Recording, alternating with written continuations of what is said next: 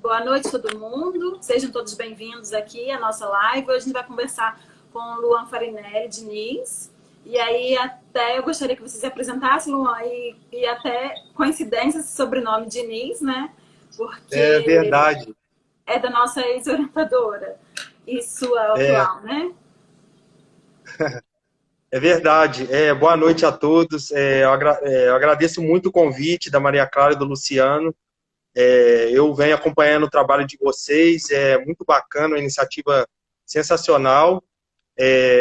Bom, vou me apresentar rapidamente, para a gente também, né, para a gente poder ter mais tempo de debater os assuntos, né, que o pessoal gostaria de ouvir ou de perguntar mais para frente.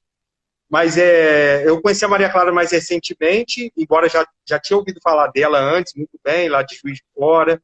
A gente tem uma origem comum, né, de acadêmica, tivemos passagem por grupos comuns, orientador comum, a professora Renata Diniz, por isso que a Maria Clara comentou do sobrenome, né, é sempre uma dúvida, o pessoal sempre brinca o que eu sou da Renata, na verdade eu não sou nada, mas assim, além a Renata é uma grande amiga, uma orientadora, uma parceira, mas tirando isso é coincidência do sobrenome. Eu conheci o Luciano lá em Juiz de Fora, tive o prazer de conviver com ele um tempo. Eu até brinco que a primeira defesa assim que eu fui de doutorado, uma das primeiras foi do Luciano, e lá atrás já me impactou muito, que a defesa dele foi muito bacana, né? Eu lembro, a banca muito exigente, o Luciano vai se recordar da defesa dele de doutorado, né? Então, assim, depois a gente, né, eu acabei, cada um tomou um rumo, assim, mas eu sou farmacêutico, né, de formação e iniciei como aluno de iniciação científica lá em Juiz de Fora, no grupo da Renata, parece que a Maria Clara tinha acabado de sair, enfim, acho que tinha feito mestrado, não é isso? Isso, é. E aí eu comecei a graduação em 2011 e em seguida já comecei a iniciação científica. O Luciano era aluno de doutorado e convivemos ali por um ano e pouco. E depois eu continuei durante toda a graduação em farmácia, eu era aluno de iniciação no grupo da Renata Diniz, né? Inicialmente chamava GCPMOL, que era um grupo de cristalografia de pequenas moléculas. Então tive um contato com cristalografia durante toda a graduação. A Renata realmente tinha um propósito muito definido de formar pessoas, né, ela se preocupava realmente em passar o conhecimento, um conhecimento que a gente sabe que não é trivial, mas que hoje eu sou muito grato a ela por ter feito o trabalho que eu considero ideal para um aluno, né, ensinar mesmo o aluno que está chegando, isso faz diferença imensa na vida, na carreira profissional, né, futuramente. E depois eu acabei, no final da graduação, eu optei de fazer o mestrado em outra instituição, fui para a USP, São Carlos, permaneci com cristalografia, trabalhei lá no grupo do professor Javier Helena, do professor Castellano, professor Ivone. É um grupo muito famoso também na cristalografia, pioneiro, né, nesse ramo. Foi um aprendizado incrível e pessoal e profissional, porque eu fui fazer mestrado na física, então não fazia muito sentido ali no primeiro momento, aquela novidade, né, mas foi muito enriquecedor, realmente consolidou um pouco mais meus conhecimentos sobre estado sólido, cristalografia. E depois eu resolvi, falei, eu preciso ter o doutorado em ciências farmacêuticas, eu estou me distanciando muito da minha formação.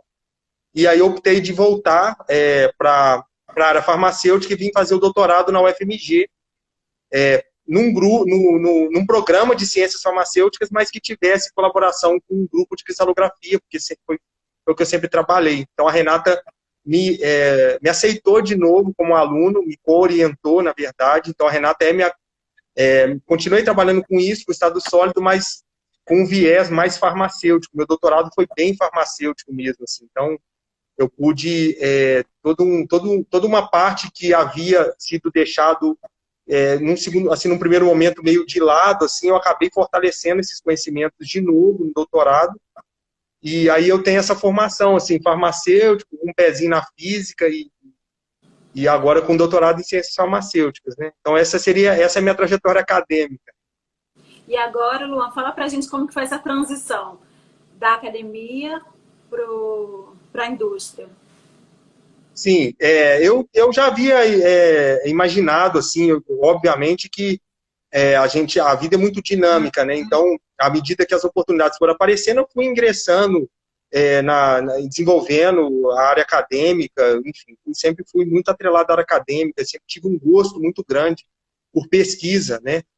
Mas depois, no final do doutorado, eu tive um primeiro contato com a indústria, especificamente com a Eurofarma, que é a empresa que eu trabalho hoje, e a Renata participou, ela deu um curso, na verdade, sobre titulação de raio-x para a Eurofarma. Enfim, e nesse curso eu tive um pequeno momento assim que eu participei com o pessoal. A Renata, a gente discutia alguns aspectos desse curso. Eu tive um contato muito rápido com esse pessoal, com o pessoal da Eurofarma, com a equipe com a qual eu trabalho hoje, em 2019. Só que as coisas só foram acontecer mais efetivamente em final de 2020, início de 2021, né, que o meu doutorado já estava totalmente encaminhado. E aí houve uma proposta de trabalhar na Eurofarma, um contato, né, do P&D lá, enfim, o pessoal do P&D da Eurofarma acabou contactando e surgiu uma vaga para analista na equipe de pré-formulação e eu participei, né, desse processo e acabei sendo escolhido para preencher essa vaga, né? E desde então, hoje está completando aí até aproximadamente um ano lá e eu estou trabalhando agora na Eurofarma, no P&D, e mais especificamente no laboratório de pré-formulação. Ah, muito bacana, Luan, essa trajetória aí. E aí, eu gostaria assim, que você falasse um pouco da sua rotina para a gente poder entrar já nos temas da relevância, né? Trazer um pouco da relevância dos temas que a gente escolheu aqui, que a gente vai falar um pouco sobre sólidos, né, na indústria.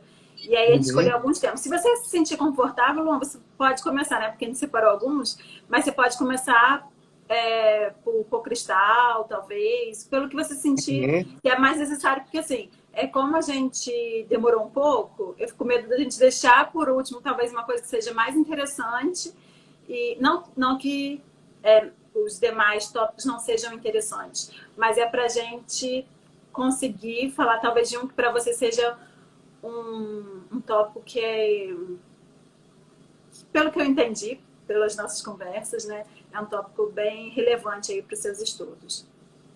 Sim, assim, claro. Sinta-se à vontade. Não, claro. Assim, eu considero essa nova etapa da minha carreira fundamental, assim, eu acho que é o ideal mesmo, né? A gente que vem da academia, né, a gente tem um celeiro, uma quantidade muito grande de pessoas com expertise, com conhecimentos extraordinários na área acadêmica, e eu acho que o ideal é que, isso é uma realidade já, né, que as pessoas realmente fossem assimiladas, né, pela indústria, né. Acho que a gente tem uma quantidade muito grande de doutores, e isso, particularmente, eu estou vivenciando, sabe? A gente constrói um conhecimento e depois a gente fica naquela de limitar um pouco a nossa trajetória profissional. Eu acho que isso não é o caminho, né? E hoje, vivendo da indústria, né, eu vejo que já tem essa absorção por parte da indústria desses profissionais.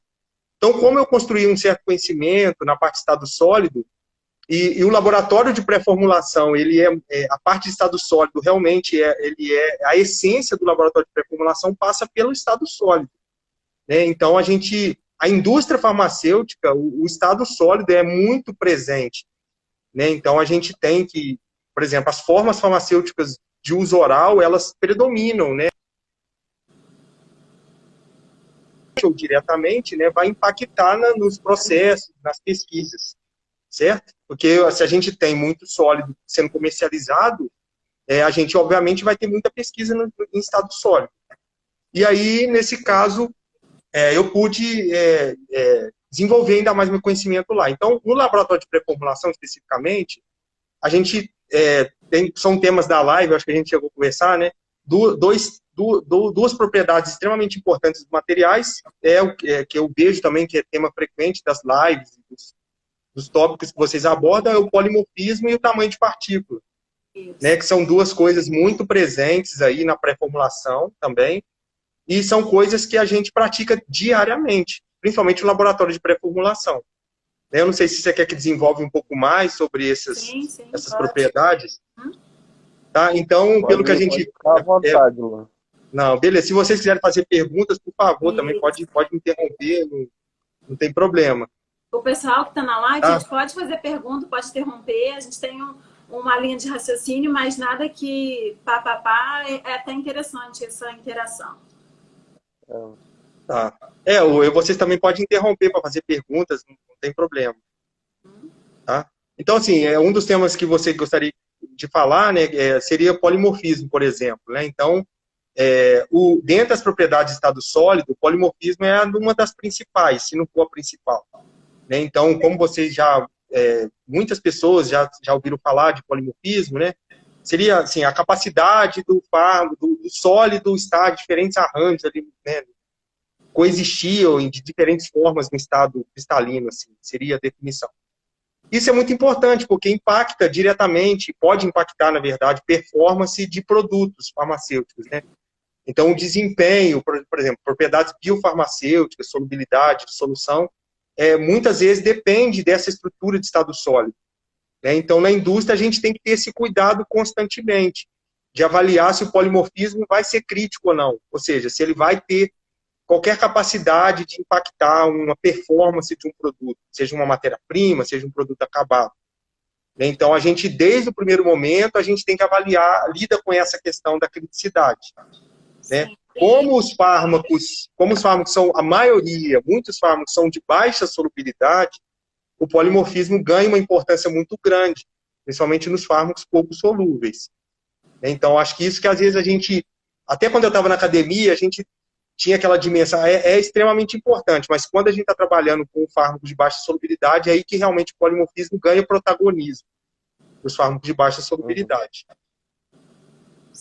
E você tinha comentado também, né, que muitas vezes a gente bate muito nessa tecla, mas que nem sempre o polimorfismo é um atributo de qualidade. E aí, quando a gente vai fazer os testes de solução, que a gente vai ver se realmente é um atributo de qualidade ou não. Sim, sim, exatamente. Porque vamos imaginar assim, tem vários trabalhos na literatura, trabalhos de revisão, que eles mostram assim, por mais que existe variação, existe, né? Então, assim, o consenso é que existe sempre um polimorfo mais estável, termodinamicamente falando, por exemplo. Então, assim, na maioria das vezes, a gente tenta trabalhar com esse, né? Porque se a gente trabalha com uma forma mais estável, não é provável que a mais estável sofra transição para uma menos estável. Então, a gente tem essa preocupação de quando a gente está fazendo uma avaliação de criticidade, qual forma polimórfica trabalhar, usar, empregar no produto, na matéria-prima, a gente tem essa preocupação de, vamos tentar trabalhar com a forma mais estável termodinamicamente falando. Mas nem sempre isso é possível. E a questão da performance que eu estava falando, os polimorfos, mesmo que haja diferença de solubilidade, elas não, essa ordem de grandeza, ela geralmente não é tão grande assim quanto a gente imagina. Então, mesmo que a gente pegue dois polimorfos diferentes, sei lá, a variação, ela vai estar na faixa assim, de 1,5 vezes, 2 vezes, né? No máximo 5 vezes, por exemplo. Tem trabalhos na literatura que mostram que dificilmente não tem polimorfos conhecidos que vão ter solubilidade de taxa de solução 5 vezes maior um em relação ao outro. E por isso que isso é importante para os de menor solubilidade, porque se uma coisa é altamente solúvel, os processos de absorção e, consequentemente, biodisponibilidade, essas outras coisas atreladas, né, elas não, para uma coisa muito solúvel, essas variações de 1, 2, 3 vezes, elas não são capazes de promover uma variação significativa na biodisponibilidade, porque já é altamente solúvel, né?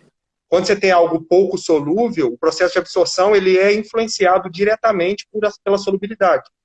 É como se o processo de absorção ele é limitado à solubilidade, é ela que dita a regra.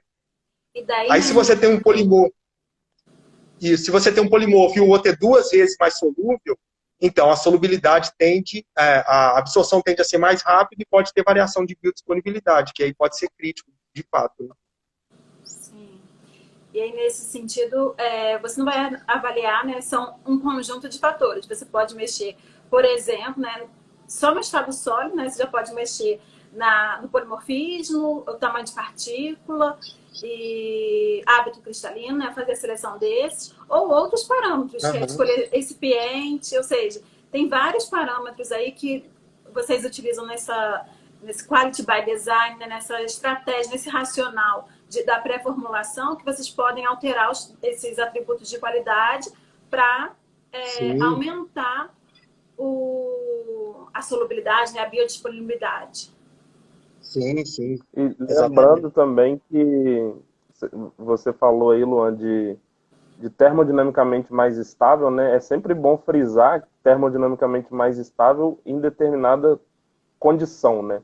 Tanto Uhum, de isso. temperatura como de umidade. Então a gente sempre tenta frisar esse ponto, porque às vezes na condição que você usa aqui no Brasil, o termodinamicamente mais estável não é a mesma condição que se usa na Europa ou na China e etc. Uhum, sim, exatamente. Sobre os atributos, é exatamente isso. Assim, hoje a gente tem várias formas, na verdade, de influenciar, né, na melhoria de performance, por exemplo.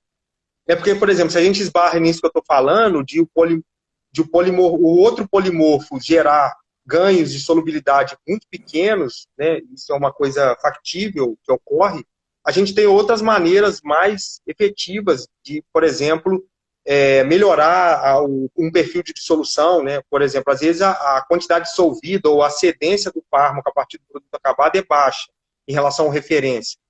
Mas, por exemplo, se você talvez trabalhar com uma distribuição de tamanho de partícula menor, né, lembrando que diminuindo a partícula, você aumenta a área superficial e acaba favorecendo tem ganho de performance, né, por exemplo, solubilidade. Então, muitas vezes, alterar tamanho de partícula é igualmente importante ou mais importante do que talvez mexer na estrutura de estado sólido, né? Então, Mas a gente tem aí, outras estratégias. sim, sim. E aí, lembrando uma coisa que você falou da última vez, né, Luan? E aí, por exemplo, você quer aumentar a biodisponibilidade, você não vai alterar a forma polimórfica, vai alterar o tamanho de partícula. Mas lembrando, né, que aí você está alterando um dos atributos de qualidade. Mas isso pode implicar no parâmetro do processo, né? Nos parâmetros do processo, como, por Sim, isso. exemplo, o fluxo. Sim, claro. O tamanho de partícula, ele tem dois vieses. Se você mexe nele, você pode mexer no tamanho de partícula, na distribuição de tamanho de partícula, visando melhoria ou alguma modificação de perfil biofarmacêutico, que é o que a gente estava falando anteriormente, né? Mas você pode também influenciar processo. O processo é totalmente dependente do tamanho de partícula, né? Então, isso também é uma coisa que tem que ser avaliada. Você pode ajustar. Eu finalmente consegui ajustar o perfil do meu produto com referência e, por exemplo, conseguir fazer com que tenha biodisponibilidade, ou bioequivalência, desculpa, mas você pode prejudicar tanto ou até mesmo inviabilizar seu processo. Lembrando que se uma partícula muito pequena, ela vai ter outras propriedades, né, de fluxo, de tantas, não só de fluxo, né, por exemplo, se o produto passa por processo de granulação, né, granular uma coisa pequena, uma partícula pequena e uma grande é diferente, né? Então, assim, realmente o processo ele é muito influenciado também pelo tamanho de partícula. Então, assim, a gente tem que avaliar isso constantemente, né? Então, isso realmente na pré-formulação, talvez seja uma das atividades mais norteadoras, mais importantes, que a gente convive diariamente. A gente tem que sempre fazer avaliação de tamanho de partícula dos IFAs, e, enfim, não só dos IFAs, mas dos sólidos farmacêuticos em geral. Isso é uma das coisas que... E quando Pode falar, Grande. Pode. Quando você está falando de tamanho de partícula também, a gente está acostumado, o povo brasileiro está muito acostumado com comprimido, né? É, Então, o tamanho de partícula pode influenciar na compressão desse material também, né? Na sim, capacidade dele se manter como sólido mesmo, sem se esfarelar, né? Compactabilidade. Durante isso. Então, é muito importante, né? São vários parâmetros que a gente tem que olhar, né? De vários lados. com certeza. E aí que o pessoal reclama, né? Porque a gente está muito acostumado a fazer análise de um parâmetro, né? E não essa análise multivariada. Então, quando a gente constrói essa análise Aham. multivariada, né? Com esse intuito do controle, do design, né? Do QBD, aí Uhum. que você vai ver o que você pode alterar dentro do seu sistema para atingir ali um produto de alta performance. Sim, exatamente. E todos esses Exatamente. Não, pode falar, não, desculpa, eu te interrompi. Pode não, que ser isso. perguntar. Todos esses Que parâmetros. você falou, né, você que está no dia a dia sabe com propriedade o que você tem que fazer, quais são os ajustes que vocês têm que fazer com relação não somente, né, não só visando a performance do sólido, mas também o processo produtivo. Sim, exatamente. Vamos supor, por exemplo, o mundo inteiro a gente tem farmacêuticas no mundo inteiro, né? E a indústria farmacêutica é dependente. A gente precisa ter acesso, importar esses insumos, as matérias-primas, para que a gente desenvolva os produtos. Então, a gente tem que ter um olhar muito criterioso na hora que a gente está selecionando essas farmacêuticas ou esses fabricantes do mundo, porque cada fabricante tem uma especificação de tamanho de partícula, de forma polimórfica, e a gente precisa ter muito claro quais são as características que a gente vai precisar do sólido, né, dessas propriedades do sólido, para que a gente consiga compor o nosso produto. Se a gente for negligente com qualquer uma dessas características, a gente dificilmente... a gente já tem muitas variáveis para controlar, igual você está falando. Então, a gente tem que ser muito criterioso, né? Eu quero utilizar tal fármaco com tal forma, falando do estado sólido.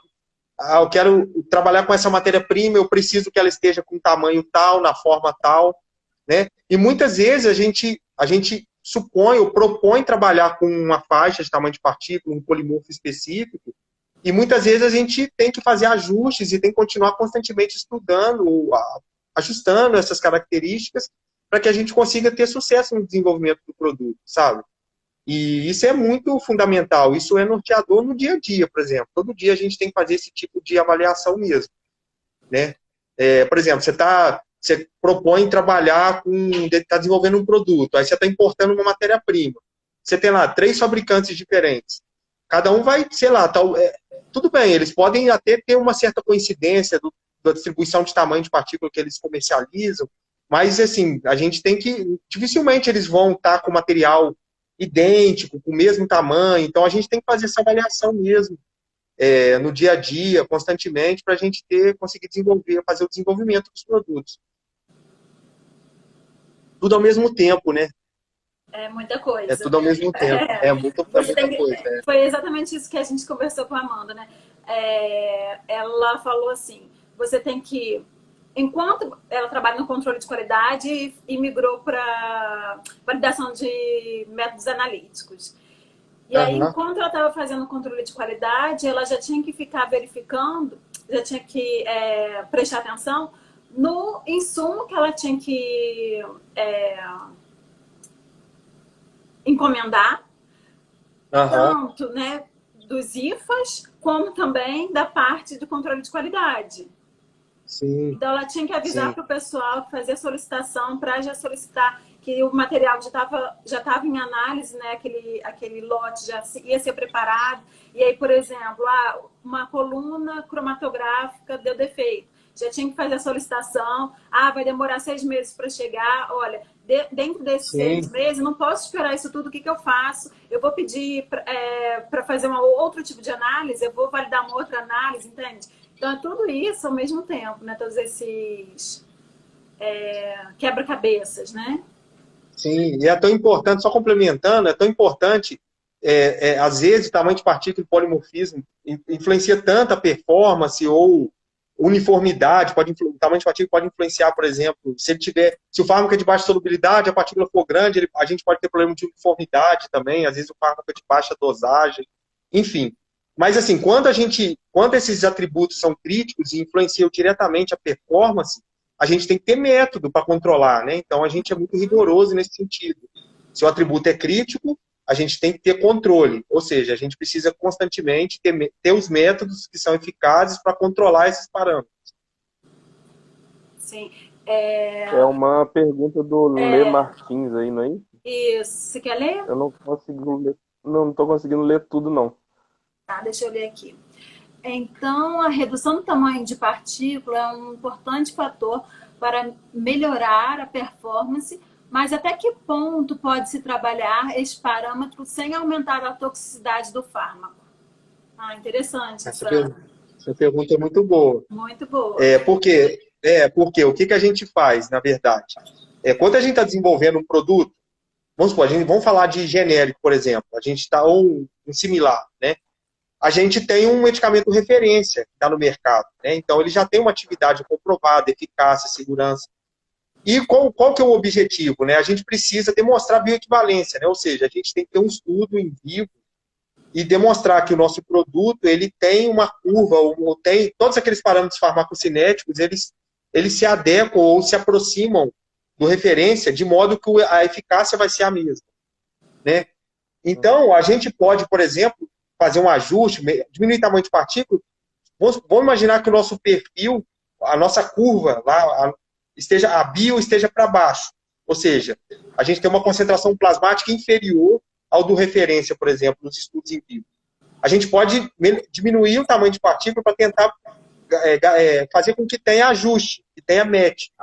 Mas se a gente diminuir demais, a gente não pode diminuir demais, porque o que a gente tem que pensar sempre o seguinte, que a bioequivalência lá, a biodisponibilidade, ela reprova para baixo e reprova para cima também. Então, se a gente tem uma coisa que foi mais absorvida do que deveria, provavelmente os efeitos tóxicos vão ser pronunciados. E isso também não pode acontecer nunca. Então, a gente não pode nem ter um efeito abaixo do esperado, ou seja, ter diminuição de eficácia, e nem acima. Senão a gente não consegue nem registrar o produto. Né? Então, a gente tem que ter essa avaliação. A bio deu para cima? Não, aí a gente tem que pensar uma forma de mexer na formulação, mexer no tamanho de partícula, para que a gente não tenha um efeito de uma eficácia superior que possa, inclusive, ter efeitos tóxicos. Isso. Muito bom, muito bom. Ele fez outra pergunta aqui, né? Em escala nano, há um aumento da penetrabilidade do fármaco, o que pode levar a maior toxicidade. O estudo de polimorfos pode superar esse problema? Entendi. Outra pergunta bem interessante, né? Na verdade, vamos imaginar uma coisa. Quando a gente fala de tamanho de partícula, geralmente os materiais eles não atingem escala nanométrica, por exemplo. Estou falando de produtos sólidos farmacêuticos que são ubíquos, né, que existem na indústria a todo momento. Por exemplo, igual você estava falando de fluxo lá, como que você vai trabalhar com um fármaco de tamanho nanométrico, sei lá? Então, a gente, por mais que a gente trabalhe com material com tamanho de partícula muito reduzido, a gente vai ter coisas geralmente superior a 1 micra, né? Então, a gente tem materiais, não é comum se trabalhar em escala nanométrica, né, com esses materiais, né? Então, a gente não tem... Eu não sei se a pergunta dele foi voltada eu acho que no contexto de sólidos farmacêuticos, que eu estou falando, obviamente, né? Hoje tem toda uma parte nanofarmacêutica e de nanotecnologia, que tem ganhos extraordinários, como ele citou, mas do ponto de vista de sólidos comumente empregados na rotina, a gente geralmente não está na escala nanométrica, né? Então, acho que isso é um ponto que a gente precisa destacar. Sim. Uma pergunta interessante. E aí, Luan? Você queria falar sobre os cocristais rapidamente, né? Isso que eu ia te perguntar agora. Eu, particularmente, na minha trajetória acadêmica, foi o que eu mais trabalhei, foi os cocristais, né? Realmente são sistemas muito, muito promissores, porque dentro dos sólidos, né, quando a gente está falando de polimorfo, principalmente polimorfo verdadeiro, seria o IFA sozinho ali, né? Quando a gente introduz um outro componente no sólido, de forma de torná-lo mais complexo, a gente já tem sistemas que a gente chama multicomponentes, né? Então, a gente pode ter solventes, água, né? Que aí a gente tem os solvatos, os hidratos. E se a gente tem um sólido resultante de interações não iônicas, né? Ou seja, interações de natureza não covalente, mas as interações intermoleculares convencionais, como a gente conhece, a gente tem, se o sólido é estabilizado por essas interações entre o IFA e um outro componente, a gente chama de coformador, né? A gente tem esses cocristais, né? E os cocristais foram vistos durante muitos anos como curiosidade acadêmica, né? A gente via muitos reportes na literatura de cocristais e poucos exemplos na prática, né? Na indústria, medicamentos no mercado na forma de cocristais. E isso já é uma coisa que não é verdade mais, né? A gente, inclusive, tem produtos no mercado que utilizam cocristais, o IFA está cocristalizado com alguma coisa, isso já é uma realidade. Já tem farmoquímicas no mundo que fornecem propostas para a gente, eles já fazem o fármaco na forma de cocristal, que tem melhoria de várias características do fato do fármaco estar na forma de cocristal. Né? Claro que os cocristais ainda eles são muito mais complexos, né, de se trabalhar. Do ponto de vista de síntese, por exemplo, é muito mais difícil escalonar um cocristal, a produção de um cocristal. Então a gente ainda tem essas características ainda, que são dificuldades ainda, mas cada dia que passa estão sendo superadas. Uhum. Você queria perguntar sobre isso? Falou... Não, eu penso na dificuldade de garantir reprodutibilidade, né? É o Sim. que você acabou de falar aí, de tentar escalonar, né, essa produção. Isso. É muito importante, né? Aí a gente lembra lá da iniciação científica, quando a orientadora ficava falando para a gente repetir a síntese, aí dava aquele frio na barriga, né? Que muitas vezes a síntese não dava a mesma coisa, a segunda não era igual à primeira. É verdade. E tanto é que o modelo convencional da gente utilizar, primeiro que vai na contramão da química verde, né? Utilizar muito solvente e escalonar isso do ponto de vista tradicional, utilizando solvente, não é uma coisa muito simples, não, né? Então, o que tem surgido muito, o que realmente facilitou esse processo, é utilizar, por exemplo, essas técnicas de extrusão, onde tem as extrusoras, ou seja, você pode pegar o fármaco, o conformador, que às vezes tem um ponto de fusão menor, fundir o conformador e o conformador ser o próprio solvente, sabe? Então, seria uma forma... Aí você solubiliza o fármaco no conformador, resfria e talvez seja uma forma mais eficiente de escalonar. Então, se chama de hot extrusion, métodos de extrusão, por fusão. Isso tem sido frequente, assim, e tem proporcionado obter grandes quantidades e puras, né? O nosso medo é a farmacoquímica falar, eu tenho um cocristal. A gente fala, meu Deus, vai vir um IFA puro, vai vir mistura com conformador, vai vir um cocristal, aí vem o difratograma é aquele monte de fase cristalina, né? Sim, do ponto de vista sintético, né? Tem muita coisa interessante. Cientificamente, essa parte também de mecanoquímica está sendo desenvolvida. Isso. E, inclusive, né, o Instituto Max Planck, lá na Alemanha, eles trabalham fortemente com essa parte de, através de mecanoquímica, fazer cocristais. Sim. E é tem muito muita eficiente. coisa vindo por aí. Tem, exatamente. Então, essa ideia de pegar um meio reacional baseado em grandes quantidades de solvente, misturar o IFA com o conformador numa proporção estequiométrica qualquer, e esperar que você vai ter um rendimento muito grande disso, não se concretizou nos últimos anos e provavelmente não vai dar certo nunca. Quando você escalona, você perde totalmente o controle. Então, a gente tem que recorrer à mecanoquímica, processos de extrusão, que são as formas que estão demonstrando ser as mais eficientes para sintetizar os cocristais de forma pura. E eu acho muito interessante essa parte ambiental, né, Luan? Eu acho que essa tendência da gente utilizar menos solvente é uma tendência que é importante a gente avaliar isso. Do ponto de vista cinético, se a gente já avançou tanto, né, nessa parte de cálculos teóricos para fazer predição de como que o sistema vai funcionar do ponto de vista cinético, né, e termodinâmico que vai ser obtido, por não a gente também na bancada, na parte de obtenção mesmo, também já não vai fazendo propostas que sejam ambientalmente mais limpas, né, mais clean, de química verde mesmo. Com certeza. Isso é o grande apelo, na verdade, né?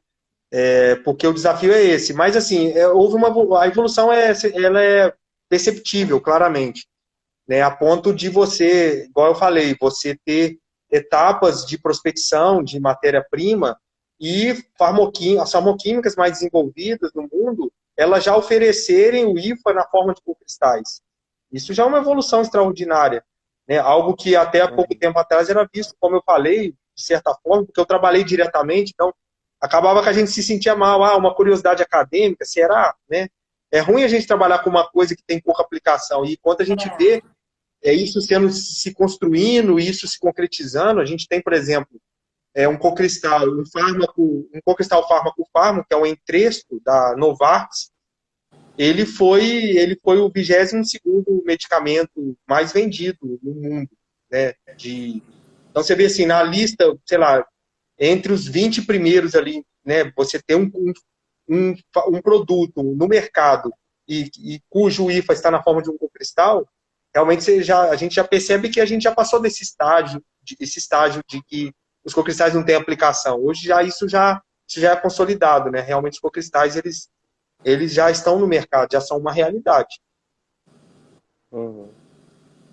Lembrando que tem todo um desenvolvimento, né? Todo um estudo atrás disso tudo, mas o fundamento são as interações intermoleculares, né? Que a gente Sim. estuda desde sempre.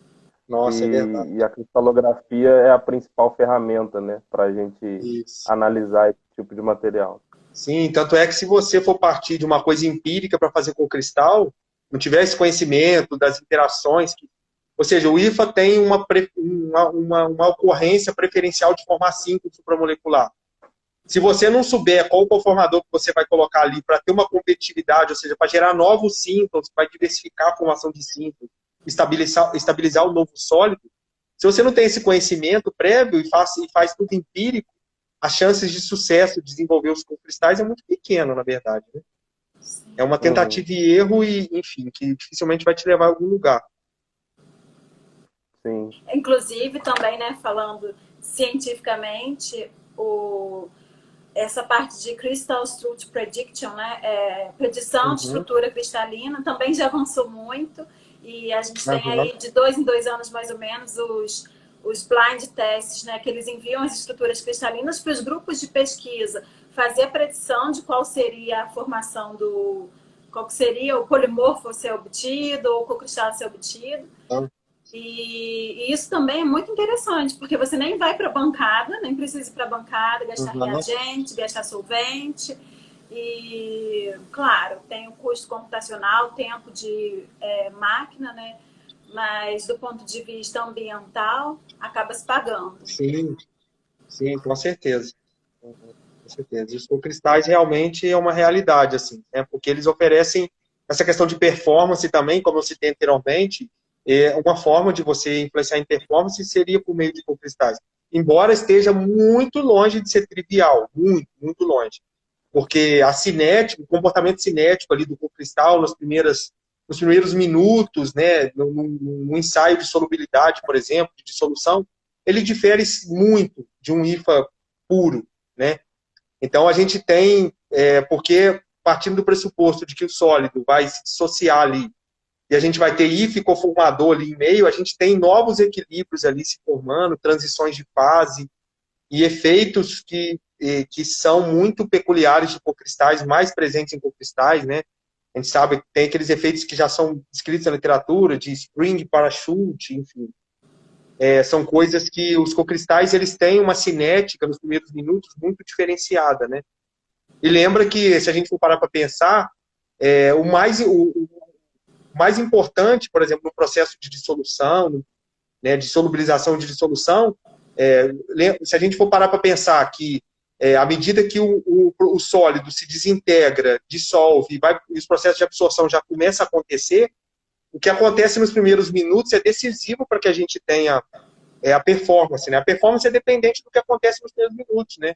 Então, às vezes a gente pensa assim, a solubilidade em equilíbrio de um cocristal é maior, mas, poxa, quando atingir o equilíbrio já aconteceu um monte de coisa antes.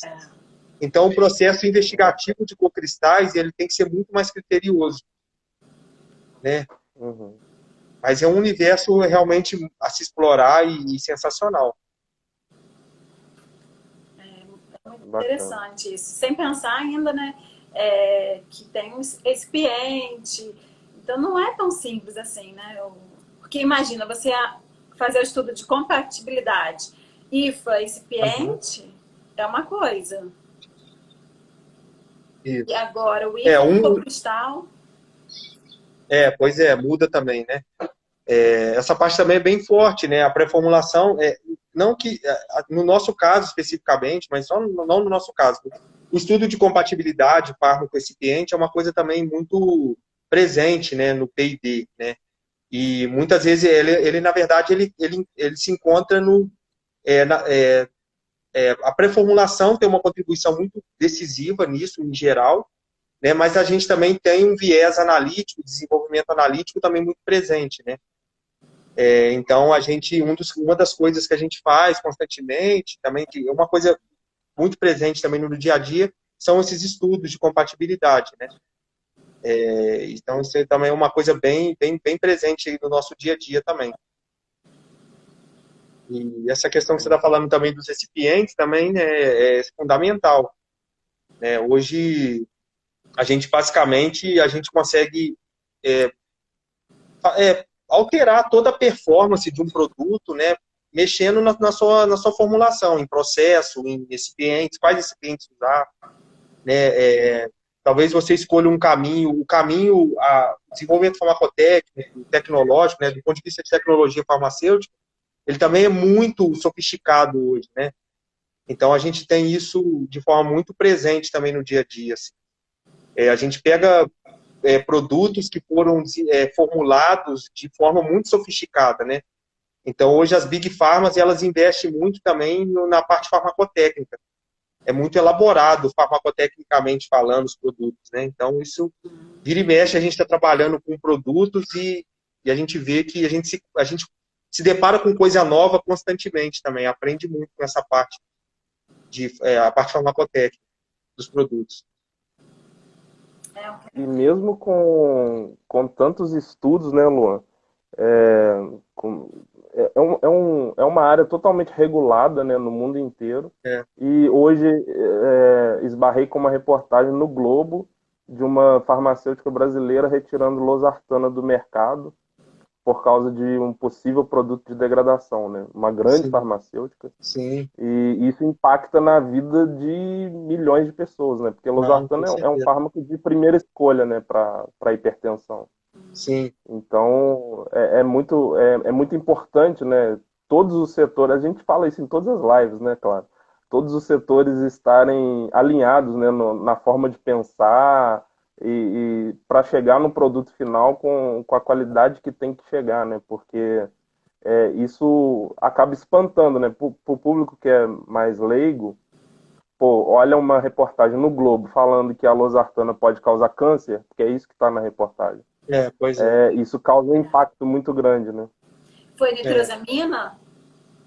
É o quê? Não, a reportagem a reportagem não entra em detalhe, né? Ah. É muito sugestivo que seja nitrosamina, né? Provavelmente sim. As nitrosaminas, assim, é um enfoque muito grande hoje, né? A parte regulatória, de se discutir, de se debater em cima disso, né?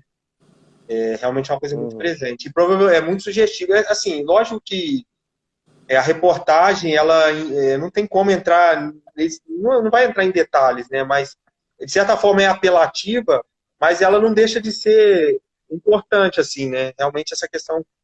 Eu não sei, hoje realmente eu vi a reportagem muito rapidamente, mas é bem sugestivo que seja o problema de nitrosamina, né?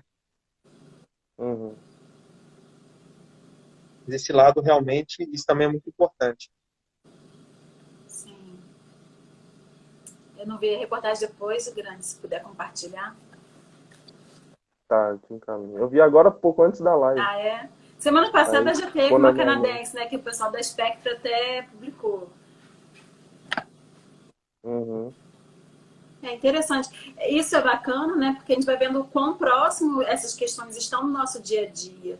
Às vezes a gente fica, né, pensando, isso é só próximo farmacêutico, mas isso está no nosso dia a dia, né? A gente está impactando, é o que a Amanda falou na live dela, né? Pensar o tempo todo que o mais importante é o paciente. Então, se você pensa nisso, você é movimentado para entregar um melhor serviço, melhor qualidade de medicamento, porque você sabe que aquele medicamento vai atender a pessoas que estão próximas de você, né? Pessoas queridas que você zela e cuida e que vão ser impactadas por aquele medicamento. Losartana, quem é que na nossa família não usa, né? Pois é. Verdade. E tem o Brasil também, particularmente, né? Falando de regulação, de Anvisa, né? Assim, eu vejo, às vezes a gente vê certas críticas em relação à Anvisa. Eu vejo de dois pontos, né? Eu também, eu sou, de certa forma, uma pessoa muito crítica também, sabe? Eu acho que a gente precisa sempre a qualidade tem que ser o cerne de qualquer coisa, assim, né? Sim. Seja do que você faz, do que você entrega, do que você... eu acho que, sem dúvida, é um atributo que tem que ser prezado sempre, né? E assim, muitas vezes as pessoas criticam a Anvisa, assim, a Anvisa é uma agência muito nova, de certa forma, né? Então é uma agência, sei lá, criada em 99, e muitas vezes pessoas tecem críticas à Anvisa e tal. A Anvisa, é óbvio, que tem um papel extraordinário, assim, na regulação, né? Se não houvesse a Anvisa, nem sei o que seria de nós. Mas também eu enxergo a Anvisa com um olhar crítico também, né? Agora, estando na indústria, eu vejo que a Anvisa é uma agência muito regulatória, né? Eu acho que a Anvisa precisava evoluir muito do ponto de vista científico, né? Talvez isso passe um pouco pela ideia de que as pessoas, o corpo técnico da Anvisa são pessoas qualificadas, mas são pessoas que são as pessoas concursadas e tal, mas eu não sei se tem aquela preocupação, por exemplo, tipo do FDA, de ter um corpo técnico realmente de cientistas, né, de pessoas que vão avaliar um dossiê ou avaliar um produto e tenha conhecimento aprofundado daquilo, né? Por exemplo, a gente que trabalha com cristalografia, com tantas coisas, né? Por exemplo, às vezes você submete um dossiê e você tem, por exemplo, toda uma parte de estado sólido super elaborada e muitas vezes você não tem um corpo técnico com especialistas em estado sólido para fazer uma avaliação criteriosa daquela parte do dossiê especificamente. Isso esbarra em várias coisas, né? E, constantemente, eu tenho acompanhado também a evolução dos medicamentos biológicos e biotecnológicos, né? E aí que eu fico pensando assim, será que a gente vai ter pessoas com expertise lá na Anvisa para ter um entendimento desses produtos que são extremamente complexos, né? Então, eu sou muito... Eu destaco sempre a importância da Anvisa, mas sempre com essa consciência de que a gente precisa ter uma agência, principalmente regulatória, obviamente, mas a gente tem que ter uma capacidade científica mais presente na nossa agência, né? Para que a gente tenha uma agência de pesquisa, além de ser uma agência regulatória. Não só uma agência regulatória, mas que a gente tenha uma agência de pesquisa, né? Mas não sei, né? Eu não entendo muito da estrutura, mas eu sei que tem bastante pesquisadora. Eu tenho visto algumas pessoas trazendo informação, tanto da parte de estudo de toxicologia, o pessoal da GGMed, né? Então, assim, eu vejo que tem mudado e tem investido muito nessa parte de científica. É aquilo que você falou, nós somos novos, mas hoje eu vi a notícia também que a Anvisa acabou de firmar novamente a parceria técnica, né, com o FDA, ou seja, nós estamos, eu acho que do ponto de vista regulado, né, nós estamos bem, estamos caminhando, mas eu vejo que tem muita ação bacana, assim, olha, Luan, esse esforço da Anvisa ter aprovado, né, tão rapidamente a vacina, eu acho que isso é louvável. Então, eu reconheço que, mediante os nossos recursos, nosso investimento e o tempo, a gente está aí caminhando e estamos bem. Não, com certeza. É uma agência que a gente, igual eu falei anteriormente, né? Eu sempre faço muitos elogios à Anvisa, realmente é uma agência, igual você falou, louvável, e está em franco desenvolvimento, né? E a gente espera que a cada dia a parte científica se torne presente e se qualifique, se enriqueça cada vez mais com cientistas e com pessoas com expertise em todas as áreas, né? Isso, Porque se você vai receber produto, se as indústrias estão se desenvolvendo, você tem que ter corpo técnico acompanhando esse desenvolvimento. Pessoas com capacidade cada vez... Mas eu sei que a Anvisa faz também parceria com empresas que fazem essa prestação de serviço com relação ao estado sólido. Sim. Isso aí. Não, beleza, é isso mesmo. Eu fiz o comentário mais assim, porque eu acho que é um ponto bem sensível, sabe? A gente que vem para a indústria, muitas vezes a gente defende, a gente tem que olhar olhar de todas as maneiras possíveis a nossa agência. A gente que está inserido no ambiente, seja acadêmico, industrial, ou no meu caso, que acabei migrando agora, eu enxergo com muito entusiasmo e espero muito esse desenvolvimento da nossa agência, como já está desenvolvendo né, que esse crescimento continua realmente, que ela possa se tornar cada vez mais fortalecida e cada vez mais científica, não só regulada, igual você falou. Regulada sempre, mas com um cunho científico sempre falando mais alto também, porque é o que a gente precisa. Sim. Sim. Ah, bacana. Acho que deu para a gente ver aí bastante coisa sobre a parte de sólidos, né? Vários atributos de qualidade, a implicância dele, né? Não só no medicamento, mas também no processo. Foi interessante que eu acho que nas demais lives a gente não falou muito sobre isso, né? A implicância do processo, mas você trazendo essa questão do tamanho de partícula, no fluxo, né? Na compactabilidade, uma das primeiras questões que a gente trouxe aqui. E aí é justamente para o pessoal ter essa visão mais holística, né, do processo como um todo. E essa análise multivariada que a gente tem que fazer, que vocês têm que fazer, né, na parte de pré-formulação, para que atinja a qualidade, a eficácia, né, do medicamento.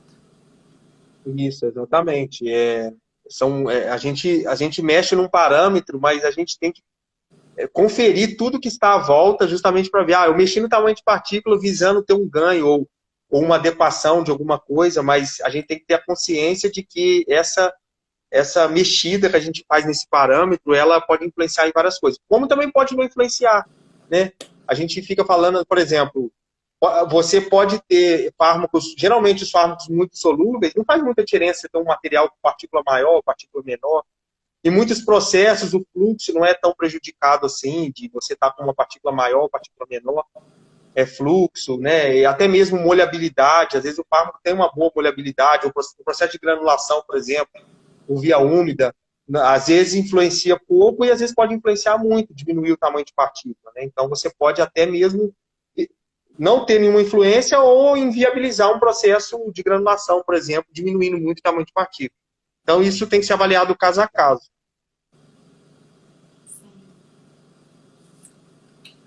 Gente, vocês têm dúvidas? Alguém aí, se quiser... Eu achei que o pessoal ia fazer várias perguntas. Eu achei que o pessoal ia empolgar e fazer várias perguntas. Pois é, às vezes eles estão falantes, às vezes não. Vocês têm alguma pergunta, vocês dois? Além das várias que vocês já fizeram, mais alguma? Olha, eu não. Não, eu não. Acho que a gente já discutiu aqui bastante coisa, né? Foi bacana. Muito bom. Muito bom. Eu gostei. Eu agradeço muito a oportunidade de vocês. Me coloco à disposição, estando aqui desse lado, mas, enfim, o que vocês precisarem, eu estou à disposição para ajudar, para conversar. Igual eu falei lá no início, eu acredito muito nessa parceria, assim. Não adianta estar só num lugar ou no outro. Eu acho que a gente tem que compartilhar as informações, crescer juntos, assim. É só aquela coisa, a indústria realmente é um ritmo muito alucinante, né? A correria do dia a dia muitas vezes dificulta esse processo de compartilhamento de informações, de participação de lives, de qualquer coisa, a gente tem que sempre estar olhando, né? Como é que vai estar a agenda e tal, mas sempre que possível, assim, se eu tiver oportunidade e vocês precisarem de alguma coisa, vocês podem me falar que eu ajudo dentro do possível. E desejo muito sucesso aí à consultoria de vocês. Em nome da Crystal Solutions, eu agradeço, Luan. Eu acho que você agregou muito, foi uma live muito interessante. Espero que o pessoal tenha também levado informação, que a nossa ideia é essa, né? Compartilhar informação, trazer também esses questionamentos científicos, que eu acho que é o que a gente pode contribuir, já que a gente teve essa formação acadêmica. E muito obrigada por se colocar à disposição, por vir conversar aqui com a gente hoje. Obrigada a todos que estão na live. Não. Imagina, pessoal, eu que agradeço. Grande. E mais uma vez é um prazer te rever, né, Luan? Depois de tantos anos. Nossa, é verdade, cara. Nossa, eu lembro daquele tempo, assim, foi muito bacana aqueles anos lá de convivência em Juiz de Fora. Realmente é uma cidade... Eu sou de lá, sou natural de lá, né? Então, é uma cidade... Eu cresci, assim... Agora que eu vim para São Paulo, assim, realmente é um outro ritmo e tal. Às vezes a gente sente falta, assim, da tranquilidade. Juiz de Fora é grande, é uma cidade grande até, relativamente grande. Mas ainda assim, ainda preserva alguns locais, assim, mais reservados e mais tranquilos, né? Então, às vezes a gente sente falta disso. Mas foi um prazer imenso revê-lo também, Luciano. Igualmente. Boa noite a A todos. gente vai se falando. E até a próxima, gente. Tchau, tchau. Valeu, pessoal. Tchau, Boa pessoal. noite. Obrigado. Boa noite. Boa noite.